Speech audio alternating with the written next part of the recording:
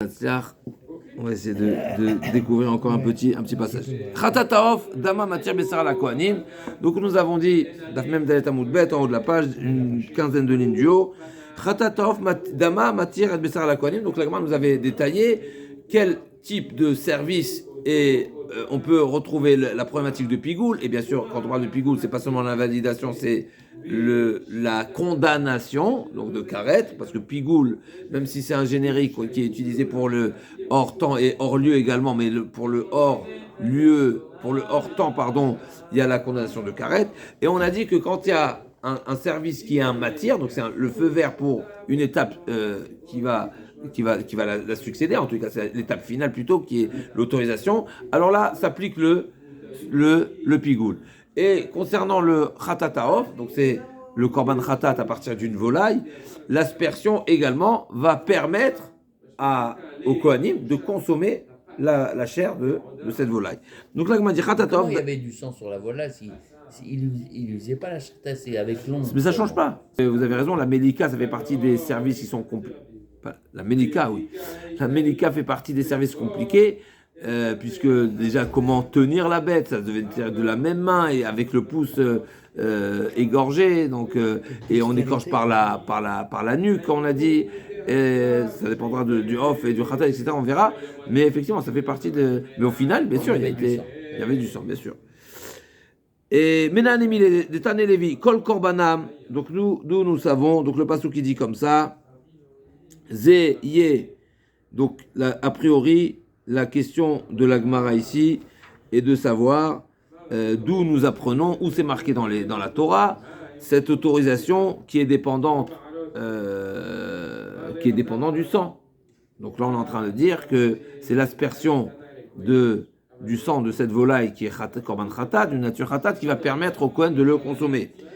Donc, Mena Nemile, et donc si tu es en train de me dire que il y a une autorisation à être consommée, donc déjà il faut mentionner où c'est marqué dans la Torah que je peux le consommer. D'accord, donc quand le khatat de la BMA, ça on le sait, de la bête, ça on sait, mais de la volaille, où c'est marqué. Alors l'agma dit comme ça, Mechila. Donc, Menan Emile, donc d'où nous savons quoi? Que Khatataof Nechel. D'où nous savons que c'est un korban qui est consommé par les Kohanim. Menan Emile Tane Levi Kol Korbanam. Donc, dans le pasouk, c'est marqué Zeiye Lecha. Donc, dans le pasouk, si je ne me trompe pas, c'est à la fin de Parashat Korach, n'est-ce pas? À la fin de Parashat Korach, à Kadosh Baruch Hu, n'est-ce pas, les Bene Levi, donc ils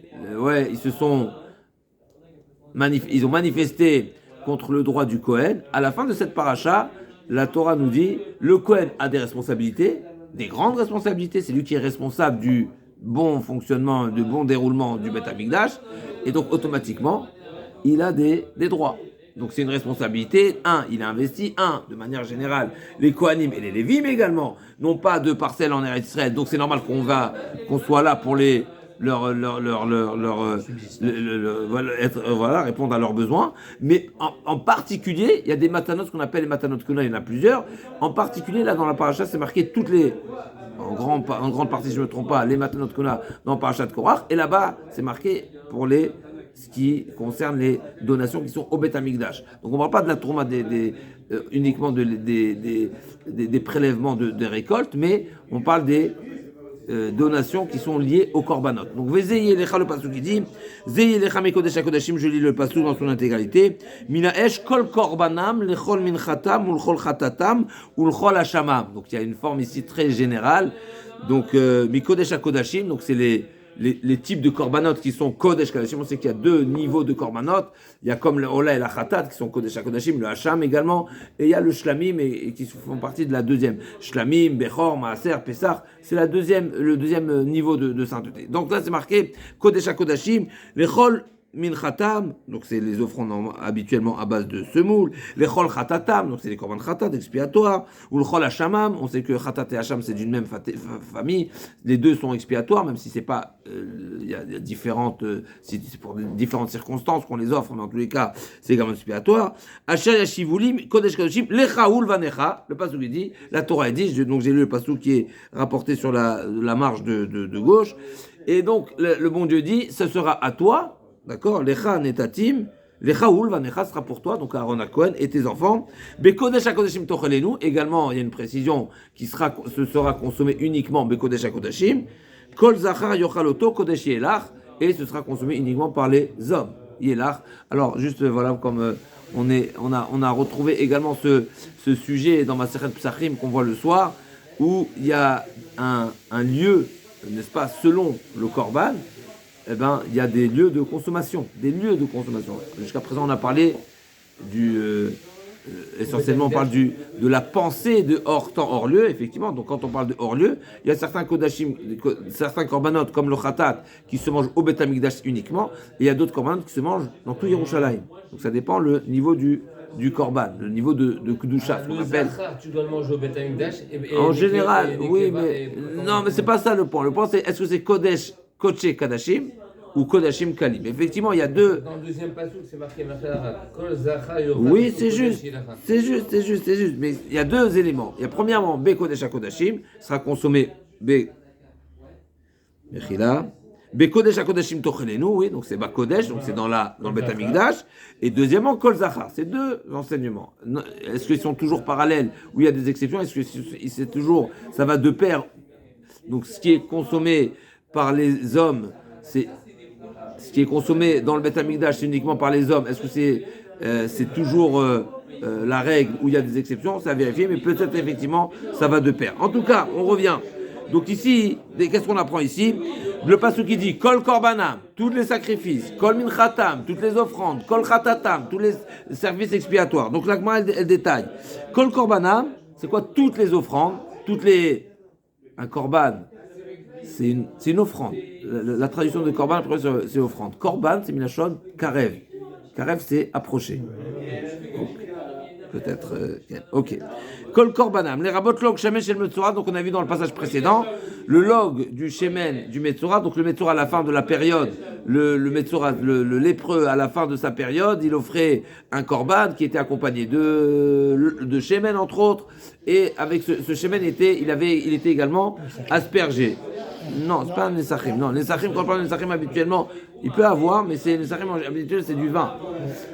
Mais là, le log shamen qui était Venisko Yain. Normalement, le Nesser, c'est Yain. Venisko, c'est OK. En tout cas, là, le vin, l'huile était, il y avait une aspersion, et on a dit le reste de l'huile était pour le Kohen. Normalement, Kohen.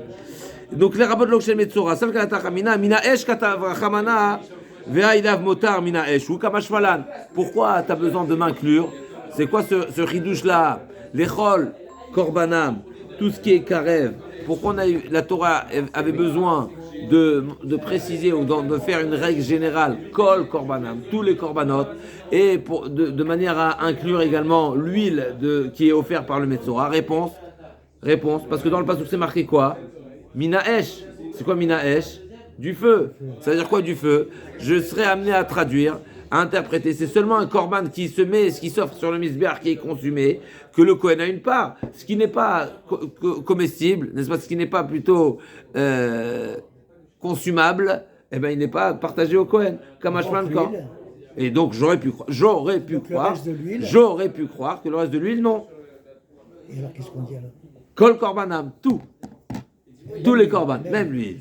J'aurais pu penser que non, parce que c'est marqué Mina Esh, donc c'est seulement quelque chose qui vient sur le feu. Lui n'est pas servi sur le feu, donc j'aurais pu croire que ça ne fait pas partie des donations, des éléments qui sont partagés au Kohen. Kamash Malan. Les Chol Minchatam, pourquoi la Torah dit Kol Minchatam? Toutes les offrandes. Donc les offrandes appartiennent, normalement c'est la semoule. Les rabot, Minchata Omer. C'est quoi Minchata Omer? Minchata Omer, donc on sait, Sferata Omer, donc ça on se rappelle. Donc Minchata Omer, c'est l'offrande qui était à base d'orge, le lendemain de Pessah. Le lendemain de Pessah, c'est à partir d'orge. À Shavuot, c'est à base de blé. Là, je suis fatigué. Ok, Minchata Omer. Donc, la Minchata Omer, donc il y avait une mincha. Donc, la mincha, c'est une offrande, mais l'offrande n'était pas totalement offerte sur le misbéach. Il y avait une partie qui était offerte, et le reste, pour les Kohanim. Là aussi, pareil, Minchata Kenaot. Minchat Kenaot, c'est quoi Minchat Kenaot? C'est la mincha de la sota. Minchat Kenaot, on appelle Kenaot parce que c'est une lachon Kin'a. Kiné et Tishto, c'est marqué. Kiné et Tishto, il y a deux. Alors, il y a deux sens à Kiné. Est-ce que c'est Minachon jalousie ou milachon, vengeance, n'est-ce pas? Pinchas aussi marqué qu'il il a pris la vengeance d'Hachem. D'accord?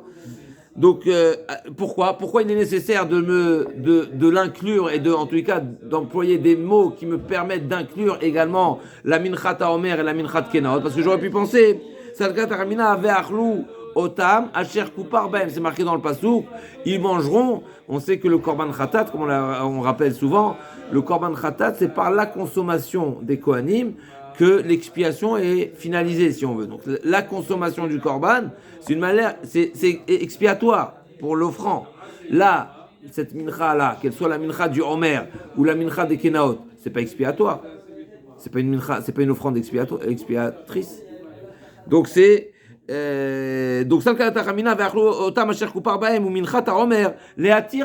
quoi le but, si on veut, de cette mincha la Homer, du Homer? C'était ce qui permettait de consommer la nouvelle récolte. Donc c'est pas expiatoire, c'est un feu vert, n'est-ce pas? Le bon Dieu te dit, avant de pouvoir consommer, n'est-ce pas, avant de consommer la nouvelle récolte, reconnais que je suis le producteur, je reconnais que je suis le créateur, remercie-moi, et après tu auras le feu vert, d'accord? Et donc c'est pas expiatoire du tout. Donc peut-être que ce qui n'est pas de l'ordre de l'expiation, eh ben, c'est pas forcément partagé au Kohen, Kamash Malad. Et pareil pour Minchat Kenaot. C'est quoi le Minchat Kenaot? C'est une offrande de la femme donc, qui a été prévenue par son mari de ne pas s'isoler, etc.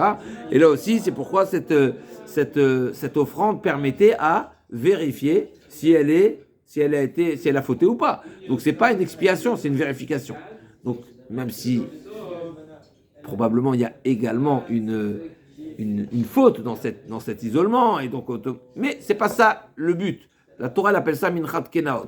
C'est la minchat qui va permettre de s'assurer qu'elle n'a pas trompé son mari, kamash malin. Donc c'est pour ça que j'ai besoin d'un passou qui nous inclut ce droit au Kohen d'avoir des parts dans ces offrandes-là, même si ce n'est pas des offrandes qui sont expiatoires. Et là on arrive, c'était ça la question de base, c'est où c'est marqué dans la Torah que même le khatat qui vient d'une volaille, il est également partagé au Kohen. Donc khatat, et pourquoi j'aurais pu penser qu'il n'est pas consommable? Pourquoi faire la différence? Les deux, c'est un korban expiatoire. Si la Torah elle a permis aux démunis ou dans certaines situations d'offrir un korban expiatoire à partir d'une volaille, eh ben, a priori, c'est falfral, c'est de la même famille. Non, j'aurais pu penser, c'est le karamia nevelaï, comme vous avez dit. J'aurais pu penser que la volaille, du fait qu'elle est méliquée, elle n'est pas égorgée comme il se doit. On sait que cette manière d'égorger la volaille n'est pas cachère en dehors du Beth Amikdash. Et donc j'aurais pu croire peut-être que la Torah n'a pas autorisé à la consommation, puisque c'est pas une consommation. Justement, j'aurais pu penser que cette manière d'égorger la volaille, c'est une manière de l'offrir, mais pas une manière qui va m'autoriser à la consommer, puisqu'on sait que la mélika, c'est pas une shrita. Et on n'a pas le droit de manger en dehors du Beth Amikdash, on a indiqué. Donc c'est une autorisation particulière pour le Kohen il a le droit de manger de la mélika, le Kohen. Exactement, Chazak. C'est uniquement, voilà, le Kohen, une bête méliquée. C'est exactement ce que la Torah, la Gemara nous dit. C'est pour ça que la Torah, elle dit Kol Khatatam, tous les types de korban expiatoires, même celui qui est à base de volaille, à savoir même celui qui est méliqué. Il n'est pas shrité, pour le Kohen, c'est au Beth Amikdash, c'est valable. En dehors du Beth Amikdash, non. Mélika, c'est égorgé avec le pouce, avec l'ongle, plus précisément. Ulchol Khatatam Nerabot, on a dit Khatatov, c'est le Gadramina Nevilay. Ulchol Hashamam, tous les Hacham. Donc le Hacham, c'est également un korban expiatoire, mais qui est un petit peu différent. Les Rabot, Hacham Nazir. Donc on sait que Hacham Gezelot, Hacham Meilot, Hacham Shifra Haroufa, il y a plusieurs korban Hacham, et entre autres le Nazir. Le Nazir l'amène un korban Hacham. C'est le Gadramina, ve Hacham Metzora. Donc le Hacham Nazir, c'est des korbanos qui viennent en fin de période, qui est plutôt, à nouveau, en fin de période d'impureté, ou au contraire, oui. Et donc, en réalité, ces korbanot leur permettent à pouvoir consommer du Kodesh, parce que jusqu'à présent, ils étaient ce qu'on appelle Mechoussar Kippourim. Ils étaient en interdiction de consommer du Kodesh, puisqu'ils ils ont le devoir d'offrir des korbanot. Tant qu'on a une dette de korban, comme pour des différentes circonstances ou dans différents cas d'impureté, comme on a dit, la femme accouchée, le zav, le metzora, le nazir, etc., s'impose à eux en fin de période d'offrir un korban. Tant qu'ils n'ont pas offert le korban, il s'appelle mechoussa kippouri.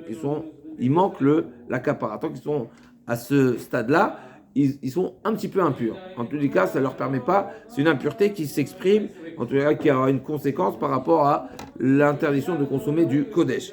Et donc, j'aurais pu croire, voilà, les hachak, en tout cas, moi je fais un hacham metzora. La Gemara demande, je ne comprends pas. Mais pour le hacham du metzora, c'est pas nécessaire de le mentionner. Pourquoi? Tu n'as pas besoin d'un ribouille, tu n'as pas besoin de l'inclure dans kol hachamam, tous les korban hacham, puisque pour lui, c'est marqué explicitement. Dans le korban hacham, c'est explicite. C'est explicite parce que c'est marqué B diactive, B et là les rabotes Hacham Nazir qui Hacham Metzora. Effectivement, c'est pas pour le Hacham Nazir, c'est pas pour le Hacham Metzora, c'est seulement pour le Hacham Nazir parce que c'est marqué qui Kachatat Ka Hachamu. On sait dans le pasouk du Metzora, c'est marqué Kachatat Hachamu. Et donc,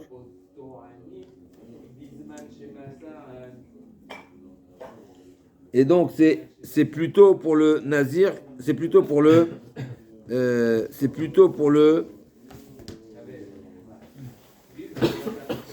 Hacham Nazir que le Hacham Metzora. Asher Yashivu, dans le pasouk c'est marqué Asher Yashivu. Asher Yashivu c'est Gezel la guerre. Donc il y a encore un droit qui est partagé, il y a encore un bien qui est partagé au Kohen. C'est de quoi on parle ici? Asher, comment c'est marqué? Asher Yashivuli, donc dans le premier pasouk, toujours dans la marge, on reprend le Chol Khatatam. Donc on a dit Kol Korbanam, Kol Minchatam, Kol Khatatam, Kol Hashamam, ça vient inclure des types de korbanot qui n'auraient pas été d'office intégrés dans ce partage parce que j'aurais dit que c'est des korbanot exceptionnels. Asher Yashivuli, c'est quoi Asher Yashivuli? Depuis quand on parle de Hashava, quand on parle d'un korban? Hashava, c'est une restitution. Depuis quand on parle dans un korban, on parle de Hashava. La Gemara a dit, vous savez à quoi ça fait allusion ici? Ça fait allusion au voleur qui a volé un converti. Et ce converti en question n'a pas d'héritier. Il est mort. Qu'est-ce qu'on fait de ce vol-là? Eh bien, le voleur doit payer. Mais à qui va payer? Ça va aller au Kohen. Donc, Gezel la guerre. On sait que Gezel la guerre. Donc bien sûr, on parle dans un cas particulier. Ah oui, le Cohen, il pardonne la faute du voleur vis-à-vis du guerre. Alors on parle, plus précisément, on va plus détailler. C'est marqué qu'on parle de quelqu'un qui a volé, qui a été traîné en justice. On lui a réclamé, donc il a été en justice. La personne a nié. A juré. Donc le voleur, il n'y avait pas d'accusation, il n'y avait pas de témoin, donc il s'est fait transjuger par la victime, mais la victime n'avait pas de preuve. Donc le Beddin lui a demandé de jurer. Il a juré, donc à faux, et il a reconnu sa faute. C'est quoi le devoir de cette personne-là? Il doit payer bien sûr le capital volé, plus un chomesh, plus un cinquième, donc 20%, et plus un korban hacham. Maintenant, s'il n'y a pas à nouveau, la personne est morte, donc la victime est morte, et à qui ça va, la restitution à qui elle va? Aux héritiers. S'il n'y a pas d'héritier, ça va au Kohen. Donc c'est marqué dans le pasouk, d'accord? Imen aish goel hashiv.